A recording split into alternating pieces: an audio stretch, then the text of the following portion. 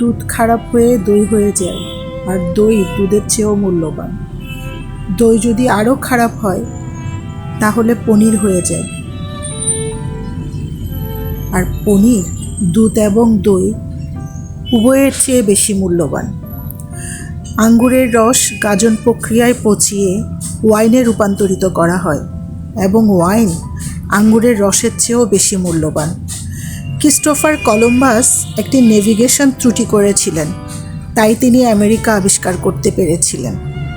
Alexander Fleming তার ভুলের জন্য পেনিসিলিন আবিষ্কার করতে পেরেছিলেন। Don't let your mistake get you down. তো কেমন আছেন সবাই? আশা করছি সবাই ভালো আছেন। প্রাচী পিতন ওয়ার্ল্ডের ভিডিওতে আপনাদের সবাইকে স্বাগত। আজকে আমি আপনাদের সাথে কিছু গুরুত্বপূর্ণ কথা বলছি। আজকে আমার টপিক ব্যর্থতা। সমুদ্রের ঢেউ হলো ঠিক মরুভূমি আর জলের মরুভূমি। অনুভূতিগুলো অনেকটা তরঙ্গের মতো, আমরা তাদের আশা থেকে আটকাতে পারি না, তবে আমরা বেছে নিতে পারি কোন ঢেউ আমরা গা ভাসিয়ে দিতে হবে। ভেঙে না যাওয়া পর্যন্ত প্রতিটি তরঙ্গই হচ্ছে নতুন। প্রতিটি তরঙ্গের মধ্যে একটা আত্মবিশ্বাস কাজ করে, তার প্রকৃতি অন্তর্নিহিত শক্তিকে তুলে ধরে।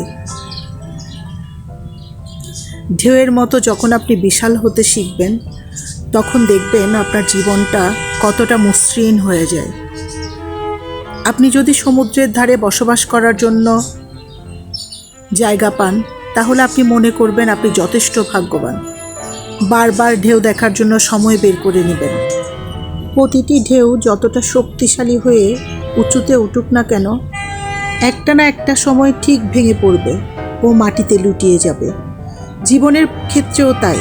বিপদ যতই বড় হোক কিংবা ভয়াবহ হোক, একসময় তা ভেঙে চুরে নিঃশেষ হয়ে যাবে। আপনার যে ছোট ছোট ভুলগুলো আপনার অলক্ষ্যে হয়ে থাকে, একদিন দেখবেন আপনার ওই ছোট ছোট ভুল থেকে আপনি অনেক বড় কিছু আবিষ্কার করেছেন। যতই আপনি ভুল করবেন, ততই আপনি নতুন কিছু শিখবেন। ভুলকে কখনো ভয় পাবেন না, ভুলকে সঙ্গী করে এগিয়ে যেতে শিখুন।